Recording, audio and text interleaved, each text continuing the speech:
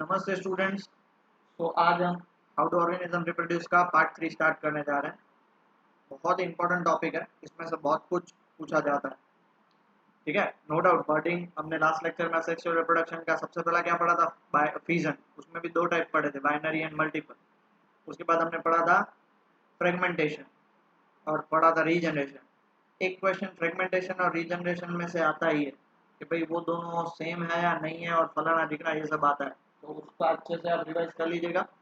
उसके बाद हमने पढ़ा था फ्रेगमेंटेशन रीजनरेशन के बाद बर्डिंग पढ़ा था। ओके, बर्डिंग के बाद वेजिटेटिव प्रोपोगेशन और उसके एडवांटेजेस पढ़े थे। ओके, वेजिटेटिव प्रोपोगेशन के बाद एक टॉपिक बाकी रह गया था, वो था टिश्यू कल्चर और spore formation. Basically what is tissue culture? तो in plant tissue plant tissue culture, new plants are grown by using living tissue। Living tissues जो होते हैं, जो लाइव टिश्यूज होते हैं, उसके थ्रू नया प्लांट ग्रो करते हैं। In this method small pieces are cut from the plant like flower buds, stem tissue, growing tips, leaves etcetera. चार जगह से, फ्लावर बर्ड से, स्टेम टिश्यू से, ग्रोइंग टिप से या लीव्स से। ठीक है, चार में से कोई भी एक जगह से उसका थोड़ा सा टिश्यू लेके उसको ग्रो करना है। These are then, उसके बाद क्या होता है, these are then transferred to an artificial nutrient medium। artificial nutrient medium मतलब वो जगह पे लेके जाता है जहाँ पे उसको easily grow कर सके, like a laboratory artificial medium where they divide rapidly to form a callus। देखो ये बात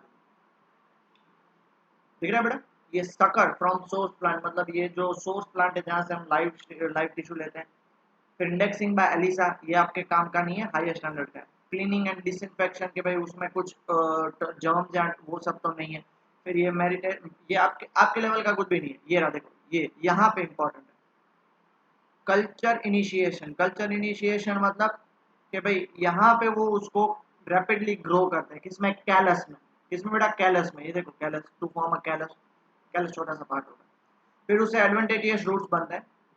फिर एडवांटेजियस बिकॉज रूट्स होंगे तो ही सब कुछ ग्रो हो सकेगा। Multiplication of buds by repeated subculture, मतलब फटाफट से उसमें फिर क्या डालते हैं, this callus is then transfer to fresh medium containing hormones for growth and differentiation. देखो इसमें डाल देते हैं। फिर ये आपको बुक में नहीं है, सिर्फ समझाने के लिए। ठीक है, होता क्या है, छोटा सा पार्ट लिया, उसको लेके गए, साफ किया, धीरे धीरे छोटा सा ग्रो करवाया, वो कैलस में बन जाएगा। कैलस को फिर दूसरे एनवायरनमेंट में लेके जाते हैं, हॉर्मोन्स। देखो किसी भी चीज को ग्रो करने के लिए ना हॉर्मोन चाहिए। हॉर्मोन मतलब आपकी बॉडी में भी ग्रो होने के लिए रिक्वायर हॉर्मोन चाहिए, तभी भी आपकी बॉडी अच्छे से ग्रो हो सकती है। तो आप ये इनको भी हॉर्मोन चाहिए, तो वो आर्टिफिशियली डालेंगे, क्योंकि वो तो आर्टिफिशियली ग्रो हो रहा है, तो हॉर्मोन्स भी बाहर से डालने पड़ेंगे, तो हॉर्मोन्स डालेंगे, फिर वो धीरे धीरे ग्रो होंगे।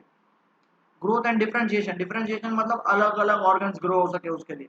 Where it subsequently develop into a plantlets, छोटे छोटे प्लांटलेट्स बन जाते हैं। After this, these are placed in a soil to grow into a mature plant। फिर उसको छोटे छोटे प्लांटलेट्स होते हैं, उसको इतने भी होते हैं, इतने भी होते हैं, बहुत होते हैं। फिर देखो ये रहे छोटे छोटे establishment of plotting mix under a clear plastic cover. फिर उसको लेके जाते हैं और वो छोटा छोटा प्लांट हर एक प्लांट में ग्रो होता है। मतलब एक इतू सा टिश्यू यहाँ लिया, उससे इतने सारे प्लांट हमने ग्रो किए। सो टिश्यू कल्चर एडवांटेजेस इसके लिए। टिश्यू कल्चर का मतलब आर्टिफिशियली प्लांट ग्रो करना। प्लांट तो रियल ही होगा, बट जो नॉर्मल मेथड होता है उसके अलग। क्लियर हो गया, पक्का बेटा? ओके, तो उसके एडवांटेजेस क्या होते हैं, देखो, it is possible to produce large number of plants from a single parent is in a disease free environment. Disease free environment मतलब देखो, सबसे पहले आपको भी पता है कि ज्यादातर डिजीजेस किसको प्रॉब्लमेटिक होते हैं। हमारे ह्यूमंस की बात करें तो यहाँ तो छोटे बच्चे होते हैं, यहाँ तो बड़े होते हैं। जो जैसे कोरोना की बात करते हैं तो सबसे ज्यादा किसको इफेक्ट होता है, छोटे बच्चों को या ओल्ड लोगों को। तो उसी तरह से जब ये छोटा प्लांटलेट्स ग्रो होता है, अगर उसको हमने आर्टिफिशियल एनवायरनमेंट में ग्रो किया, कैलस को बेसिक में ही अगर उसका इनिशियली उसकी ग्रोथ अच्छे से हो गया है डिजीज फ्री एनवायरनमेंट में, तो फिर वो प्लांट क्या हो जाएगा, काफी स्ट्रांग हो जाएगा। फिर उसको फिर आप कहीं पे भी ग्रो करो, कोई प्रॉब्लम नहीं होगा। दूसरा, rapid production of ornamental plants like carnations, orchids, dahlia etcetera are possible. Orchids आपने देखा होगा, डायलिया भी आपने देखा होगा, कि ये जो प्लांट्स होते हैं, जो डेकोरेटिव प्लांट्स होते हैं, एक साथ बहुत सारे चाहिए डेकोरेशन करने के लिए, तो उसको आर्टिफिशियली टिश्यू कल्चर के थ्रू ग्रो करते हैं। क्लियर हो गया बेटा? Pause the video and note it down. अब लास्ट एंड फाइनल सिक्स्थ है, वो है स्पोर फॉर्मेशन। 5 हमने देख लिया है, हम 6 देखेंगे, spore formation. In many multicellular organism, blob on a stick-like structure are involved in reproduction. Blob, ये स्टिक है, उसके ऊपर एक ब्लॉब होता है, ये रिप्रोडक्शन में काम आता है। These blobs are known as sporangia, which contains spore as a reproduction structure। देखो ये sporangia है ना, sporangia के अंदर spores है कि नहीं? वो उसके अंदर जो spores है वही रिप्रोडक्शन स्ट्रक्चर है। Thus, spore formation is also a type of asexual reproduction. Okay, here living cells or spores have the ability to germinate and give rise to a new colony of daughter organism। ये जो living cells spores होते हैं ना, वो living cells ही होते हैं, वो उसके थ्रू आप पूरा एक कॉलोनी ऑफ डॉटर ऑर्गेनिजम्स बन सकते हैं। कॉलोनी मतलब एक साथ इतने सारे डॉटर, कैसे समझना। सबसे इंपॉर्टेंट चीज यहाँ से स्टार्ट हो रही है, बहुत काम आता है, यहाँ से सबसे इंपॉर्टेंट चीज स्टार्ट हो रही है, ठीक है? क्या है? The spores are covered by thick walls that protect them. ये जो स्पोर्स होते हैं ना, वो थिक वॉल से कवर्ड होते हैं, समझे बेटा? थिक वॉल से कवर होते हैं। क्यों कवर होते हैं? क्योंकि स्पोर्स इतने छोटे होते हैं कि कभी भी डैमेज हो सकते हैं, तो उनको डैमेज से बचाने के लिए वो थिक वॉल उनको प्रोटेक्ट करता है। क्योंकि एक बार देखोगे, ये रहा देखो स्ट्रक्चर है, जैसे ही स्पोर्स पूरे एनवायरनमेंट में जाएंगे, स्पोर्स इतने छोटे होते हैं जो आप नेकेड आई से भी नहीं देख सकते। तो ये जो स्पोर्स हैं यहाँ था वहां पे गिरेंगे, अब वो इतने छोटे होते हैं कि आप जिसको आंख से भी नहीं देख पाओ, तो वो डैमेज हो जाएंगे ना। इवन आप आजू बाजू बैठे हो तो आपके यहाँ पे बहुत सारे स्पोर्स बैठे होंगे, घूम रहे होंगे, आप इनहेल भी कर रहे हो बहुत बार, तो इतने छोटे होते हैं तो डैमेज हो जाए उसके लिए, और वो काफी डेलिकेट भी होते हैं, तो उसको प्रोटेक्टिव कवरिंग से प्रोटेक्ट किया जाता है, ठीक है? when they come into contact with some moist surface, moist मतलब गीला, wet like soil can begin to grow। Okay, जैसे ही उसे वो फेवरेबल कंडीशन मिली, वो घूमते ही रहेंगे, घूमते ही रहेंगे, घूमते ही रहेंगे, प्रोटेक्टिव कवरिंग है इसलिए घूमते रहेंगे। जैसे ही उन्हें फेवरेबल कंडीशन मिली, वो उस पे गिरेंगे और न्यू ग्रो होगा पूरा। The thread like projection called hyphae develops on the bread if a moist bread is kept in open for a few days. होता है ना, देखा ही होगा, ब्रेड हो या रोटी हो या कोई भी ऐसी चीज हो, आप रख दो, फिर आप उसको चेक करो 2-3 दिन के बाद, उस पे ऊपर देखो कि कुछ कुछ नया बन गया। That is what basically this sporangia is। This is because spores of rhizopus present in the air settle down on the bread and germinate to form a new rhizopus colony। Spores तो होते ही हैं, एक spore भी गिरा ना तो पूरा Rhizopus colony को बना देगा, ऐसे बना देगा। देखो ये रहा, इतना क्लियर हो गया? पहले इतना लिख लीजिए, फिर मैं डायग्राम दिखाता हूँ। लिख लिया बेटा? ये उसका डायग्राम, मोस्ट टाइम पे डायग्राम, स्पोर फॉर्मेशन इन राइजोपस। ये देखो राइजोइड्स मतलब उसके रूट्स जैसे होते हैं, रूट्स नहीं है, रूट्स जैसे। ये हाइफी स्पोरेंजिया स्पोर, ये उसके ऊपर ब्लॉब स्पोरेंजियम जिसके अंदर स्पोर्स होते हैं।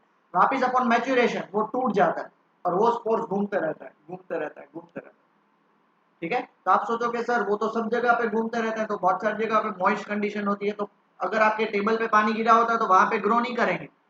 क्यों? क्योंकि वहां पे उनको पकड़ने के लिए दूसरी सारी चीजें भी चाहिए, जिन न्यूट्रिएंट्स चाहिए, तो वो टेबल थोड़ी देगा। अगर ब्रेड है तो ब्रेड उसको थोड़ा बहुत न्यूट्रिएंट्स देगा। और दूसरी बात कि भाई आप जनरली पानी होता है उसको आप साफ कर देते हो, इसलिए वहां पे भी दूसरी बार नहीं ग्रो होता है। या फिर कोई ब्रेड चपाती ऐसी चीज होती है उसको आप बाहर आपके फेंक देते हो, जिसको हम ऐंठ फाड़ बोलते हैं, बाहर फेंक देते हो, ठीक है? तो वो जिस घर में भी डेवलप नहीं होगा। ये तो बाय चांस अगर 2-3 दिन पड़ा रहा हो तो उस पर ही ग्रो होता है, वरना तो बोलोगे सर ये तो स्पोर्स घूमते ही रहेंगे, सब जगह पे बनेंगे, तो एक टाइम आएगा कि राइजोपस ही होगा पूरे वर्ल्ड में। ऐसा नहीं। क्लियर हुआ? इसकी भी एक कुछ एज होती है, इसकी कुछ लिमिटेशन होती है, जो आप हायर स्टैंडर्ड्स में पढ़ोगे। ओके बेटा, डायग्राम बना लो अच्छे से। ओके, अब ये पूरा समरी, ठीक है? सबसे पहले तो एसेक्सुअल रिप्रोडक्शन है, वो रैपिड मोड ऑफ रिप्रोडक्शन है which involves only one parent. New individuals produce are genetically identical to parent, that is clone बोलते हैं उसे, डन नहीं है, ये क्लोन है, क्लोन। पहला हमने पढ़ा फिजन। फिजन में क्या होता है? पेरेंट ऑर्गेनिज्म स्प्लिट्स और डिवाइड इनटू 2 और मोर। एक पढ़ा बाइनरी फिजन, दूसरा पढ़ा हमने मल्टीपल फिजन। बाइनरी फिजन में क्या होता है? डेफिनाइट ओरिएंटेशन होता है, डेफिनेट ओरिएंटेशन जैसे अमीबा है, पैरामीशियम है, दूसरा लिजमेनिया है। मल्टीपल विजन में क्या होता है, parent organism divide into multiple like Plasmodium. ठीक है, फ्रेगमेंटेशन की बात करते हैं। फ्रेगमेंटेशन क्या होता है, ऑर्गेनिजम्स ब्रेक इनटू टू और more small pieces, each pieces give rise to new organism. दो पीस में टूट गया, एक पीस नया ऑर्गेनिज्म, दूसरा पीस नया organism. Clear, example spirogyra. Next is regeneration, a single segment of an organism can give rise to new individual। अब तो आप बोलोगे सर फ्रेगमेंटेशन रीजनरेशन में क्या है, फ्रेगमेंटेशन में तो वो नया, देखो ये एक में से, ये देखो ये एक ही ऑर्गेनिज्म है, एक में से दो टूटे तो ये दो न्यू ग्रो हो रहे हैं। वेर एज रीजनरेशन में क्या होता है, एक टूटता है तो अब ये जो पार्ट है, ये जो पार्ट वो नीचे वाला पार्ट ग्रो करेगा, ये जो पार्ट है वो ऊपर वाला पार्ट ग्रो करेगा और फिर वो न्यू इंडिविजुअल बनेगा। समझ रहे हो, दोनों में जमीन आसमान का फर्क है। क्या है कि फ्रेगमेंटेशन तो टूटा तो वो दो न्यू ऑर्गेनिज्म बन गए, वेयर एज रीजनरेशन में ऐसा नहीं होता। बर्डिंग की बात करें, a bud is formed which develops as an outgrowth and detaches to form a new individual like a hydra. और वो कब डिटेच होता है, upon proper growth and maturation. दूसरा वेजिटेटिव प्रोपोगेशन, क्या होता है, new plants are obtained from parent plant. उसमें दो होते हैं, नेचुरल जो रूट स्टेम और लीव्स के थ्रू, और artificial cutting grafting and layering. Tissue culture, in vitro micro propagate, आपने टेस्ट ट्यूब बेबी का नाम सुना है, उसको आईवीएफ भी बोलते हैं, in vitro fertilization. Test tube baby humans में होता है, टिश्यू कल्चर प्लांट्स में होता है, बस कोई फर्क नहीं है। वैसे तो बहुत सारा फर्क है बट हमारे लेवल के लिए फर्क नहीं। maintains tissue or organs under sterile in vitro condition to grow disease-free plants. Example: ornamental plants. Spore formation. Living cells or spores have the ability to germinate and give rise to new colony under the favorable condition. Example: rhizomes. तो ये पूरा sexual reproduction जो हमने पढ़ा है वो एक ही में आ गया, एक ही में आ गया। अगर आपको लिखना है तो देखो लिख सकते हो, मैं यह रब कर दूं या आप स्क्रीनशॉट भी ले लेना ताकि आपको याद रह जाए, अगर आपको रिवाइज करना हो तो काम आ सकता है। ऐसा ही पढ़ाई होती है, आपको पता है जो जो यूपीएससी और जीपीएससी वाले होते हैं ऐसे पढ़ाई करते हैं, नोट्स बनाते हैं अपने हिसाब से, फिर एग्जाम में लिखते हैं, वो ब्रीफ में लिखते हैं, बट वो नोट्स इस हिसाब से बनाते हैं ताकि आप जब पढ़ने बैठो तो आपको एक ही, देखो एक ही पेज में आपका पूरा टॉपिक क्लियर हो गया, सेक्सुअल रिप्रोडक्शन। ऐसे पढ़ाई होती है, ठीक है। बाकी नो डाउट आप डिटेल में पढ़ोगे तो वो समझ में आएगा, बट यहाँ पे ब्रीफ में समझ में आ गया तो आपको वहां पे डिटेल में पढ़ने में इजी हो जाता है। This is how the real students real teaching is, real studying, teaching तो नहीं बोलना, स्टडिंग। लिख लिया, पक्का, ओके। अब पढ़ते हैं modes of sexual reproduction. In this type of reproduction both sexes, asexual में एक ही, either male female, here both sexes that is male and female are involved. Sex cell of one parent that is male fuses with the sex cell of another female that another parent that is female। वहां पे तो fusion होता ही नहीं है, difference sexual और sexual का, which result into the production of a new cell called zygote। Male germ cell that is male sex cell, female germ cell that is female sex cell जब fuse होते हैं तब क्या बनता है, zygote बनता है। Thus, if zygote has to grow and develop into an organism with highly specialized tissue and organ, then it has to have sufficient energy for doing this। अब देखो zygote बन गया, कोई भी आप सेक्सुअल रिप्रोडक्शन करता है ना, वो एनिमल्स ही होते हैं, ज्यादातर एनिमल्स होते हैं। आप उसमें देखोगे तो वो सारे, उसके अंदर बहुत सारे ऑर्गन्स होंगे, बहुत सारे टिश्यूज होंगे, बहुत सारे बोन्स होंगे, वो कैसे ग्रो करेंगे, एक इट्टू सा सेल उससे पूरा ऑर्गेनिज्म ग्रो करना है तो उसके लिए उनको ज्यादा एनर्जी चाहिए, एक पर्टिकुलर एनवायरनमेंट और कंडीशन चाहिए, तो वो कहाँ से मिलेगा। सिंपल ऑर्गेनिज्म है almost similar size of germ cell that are not very different from each other. Simple organism मतलब जो लोवेस्ट लेवल के, आपने 9th में पढ़ा है ना, किंगडम्स, फिर फाइलम्स, फिर वो सारे अलग अलग, उसमें अलग अलग देखोगे तो वो जो सिंपल वाले होते हैं उसमें कोई जरूर नहीं थी। यहाँ पे हम बात किसकी करी है, higher organism like human, best example. Whereas in complex organisms, the size of germ cell varies greatly. In this organism, the germ cell with larger food stored is known as female gamete। Simple जो organism होते हैं ना, उसका male germ cell female germ cell दोनों small size के होते हैं, but higher और कॉम्प्लेक्स ऑर्गेनिज्म में मेल जर्म सेल काफी छोटा होता है, फीमेल जर्म सेल काफी बड़ा होता है।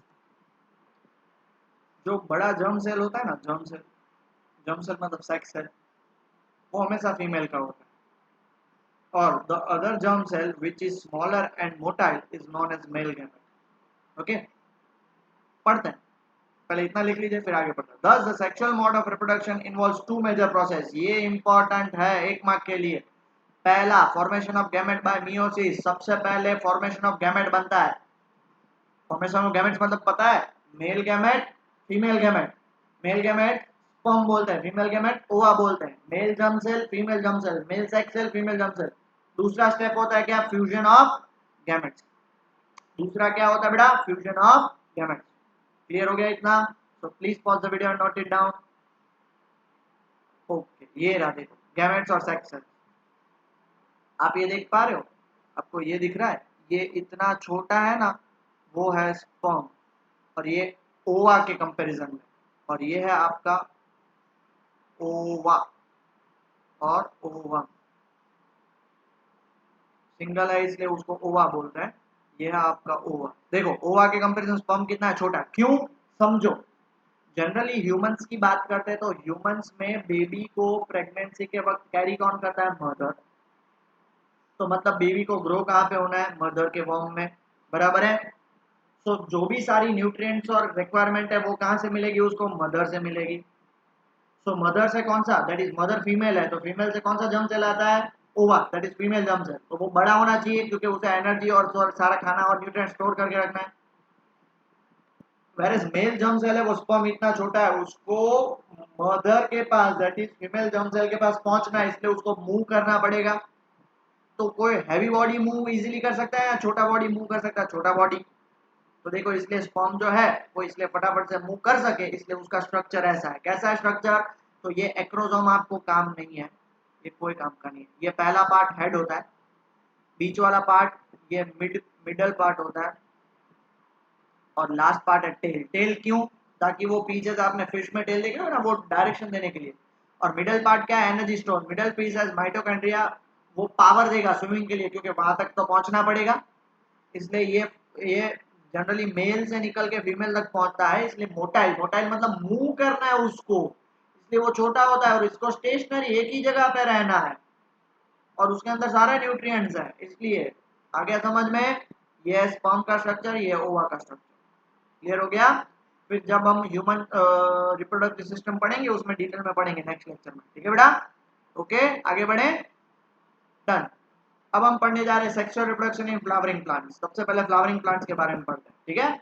Okay. Flowering plants are generally angiosperms. Gymnosperms और एंजियोस्पर्म्स याद है, highest level of plant. Gymnosperms और एंजियोस्पर्म्स. जिम्नोस्पर्म्स मतलब जो फ्लावर बियर नहीं कर सकते, एंजियोस्पर्म जो फ्लावर बियर कर सकते हैं. They bear the reproductive part within the flower and their seeds are enclosed in a fruit. जो फ्लावर है उसके अंदर ही रिप्रोडक्टिव पार्ट होता है, और जो सीड्स होता है फ्रूट्स के अंदर होता है. Most of plants have both male and female reproductive organs in the same flower and are known as bisexual flower. Example lily and rose.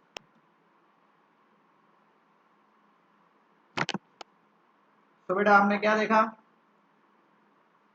कि वो प्लांट्स जिसमें मेल और female reproductive organ same flower में हो उसे हम क्या बोलते हैं, bisexual flower. Example lily, rose, hibiscus and mustard.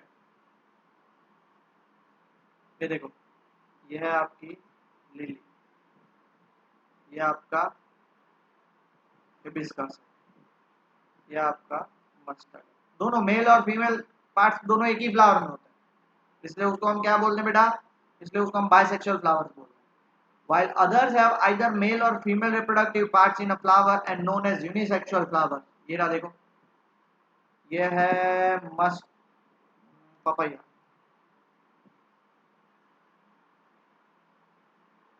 और ये है वाटरमेलन. और ये वाटरमेलन का फीमेल वाला पार्ट है, मेल वाला पार्ट अलग होता है. ठीक है? पपैया में भी फीमेल मेल दोनों अलग होते हैं, इसलिए उसको हम क्या बोलते हैं बेटा, are known as unisexual flowers. Example papaya and watermelon. एक मार्क के लिए मोस्ट आईएमपी है, याद रखना ये और ये. ठीक है?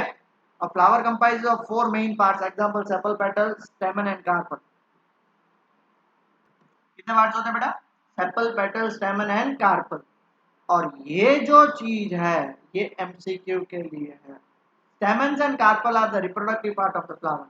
ये स्टेमन और कार्पल, सेपल्स और पेटल सिर्फ डेकोरेशन के लिए होता है, रिप्रोडक्शन इन दोनों से होता है। ठीक है, आगे समझ में बेटा पक्का। ये देखो हिबिस्कस ऐसा होता है, मेल और फीमेल दोनों एक साथ, लिली ऐसा होता है, ठीक है, ये होता है आपका मस्टर्ड, ऐसा ही होता है। सिमिलरली ये आपका पपाया एंड वाटरमेलन, ताकि आपको पता चले, सिर्फ अंडरस्टैंडिंग के लिए, बाकी डायग्राम कुछ भी नहीं। ओके, आगे बढ़ते हैं। अब ये रहा फ्लावरिंग प्लांट। ओके, ये एग्जैक्ट डायग्राम आपको टेक्स्ट बुक का इसलिए एज इट इज बनाना है। हमने क्या पढ़ा था, 4 पार्ट्स होते हैं, सेपल, पेटल, स्टेमन और कार्पल। ठीक है, स्टेमन क्या होता है, stamen is the male reproductive part of the flower. A single flower में have number of stamens in it. देख रहे हो कितने स्टेमन्स है, 1 2 3 4 5 6, बहुत सारे। अब स्टेमन के अंदर होता है anther. It is a bilobed structure. Bilobed structure मतलब क्या बता। ओके देखो बेटा, ये रहा आपका, ये जो पार्ट दिख रहा है ना आपको, ये पूरा स्टेमन है। ये मैं आपको ड्रॉ करके बता रहा हूँ। ये इधर से पूरा ये वाला पार्ट, एक ऐसे 1 2 3 4 5 6 6 स्टेमन है। ठीक है, अब उसमें एंथर क्या है, तो एंथर ऊपर वाला पार्ट आपका एंथर है। ये देखो बायलॉब स्ट्रक्चर है। नेक्स्ट पेज में मैं उसका डायग्राम बता रहा हूँ। Containing 2 pollen sacs present at the tip of a stamen। स्टेमन के टिप पे एंथर रहता है, और उसके जो नीचे वाला जो पूरा पार्ट है उसको फिलामेंट बोलते हैं, जिस पे वो खड़ा रहता है। And this produces pollen grains that are yellowish in color। pollen grains हमेशा येलो कलर के होते हैं। इवन आपने बहुत सारे खेत में या फ्लावर्स के पास देखा होंगे तो येलो येलो कलर के कुछ छोटे छोटे स्ट्रक्चर जैसे रहते हैं, दाने दाने जैसे, तो वो होता है। कार्पेल और pistil, it is the female reproductive part which is present in the centre of the flower. ये देखो, ये दिख रहा है आपको, दिख रहा है ये पूरा पार्ट, उसे हम क्या बोलते हैं, पिस्टिल भी बोलते हैं और कार्पेल भी बोलते हैं। तो जल्दी से बताओ बेटा, स्टेमन क्या है। Stamen is male reproductive part, किसमें, फ्लावर में।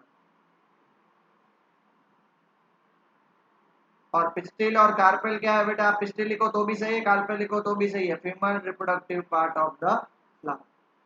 डन। ये डायग्राम इंपॉर्टेंट है। सिर्फ डायग्राम में ये सिर्फ ये भी पूछ सकते हैं कि draw the cross section of, cross section longitudinal cross section है ये बेटा, longitudinal cross section of flowering plant. Done. Okay, ये देखो, ये आपका आंसर, ये देख रहे हो बायलॉब्ड है, बायलॉब्ड, 2 लॉब्स हैं, बीच में से कट है, कट है ना ऐसा। अब ऐसे देखने जाओ तो उसको बीच में से कट हो रहा है ना, तो ये देखो उसके अंदर पॉलन ग्रेन्स के लिए पॉलन सेक्स होते हैं। पॉलन सेक्स मतलब जगह जहाँ पे पॉलन ग्रेन्स पड़े होते हैं। ये देख रहे हो छोटे छोटे पॉलन ग्रेन्स हैं, आपके बुक में नहीं है, सिर्फ समझाने के लिए। और ये आपकी पिस्टिल सेंटर में ऐसी होती है। नीचे वाला जो पार्ट है वो ओवरी होता है, उसके ऊपर वाला पार्ट स्टाइल होता है, और उसके ऊपर स्टिग्मा होता है। स्टिग्मा जहाँ से ये एंथर से पॉलन ग्रेन्स निकल के स्टिग्मा पे चिपकते हैं, यहाँ पे चिपक जाते हैं, चिपक जाते हैं, चिपक जाते हैं, और फिर एक पूरा लंबा सा ग्रो होके वो कहाँ पे चला जाता है, ओवरी में चला जाता है, वो पोलन ग्रेन। वो फिर हम नेक्स्ट पार्ट में पढ़ रहे हैं। ठीक है, क्लियर हो गया। डन।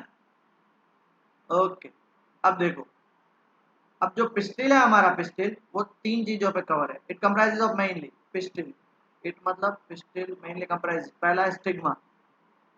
ये देख रहे हो स्टिग्मा, ये दूर अच्छे से डायग्राम, ये भी डायग्राम बना सकते हो बुक में, वो नहीं, ये भी बना सकते, दोनों सही है।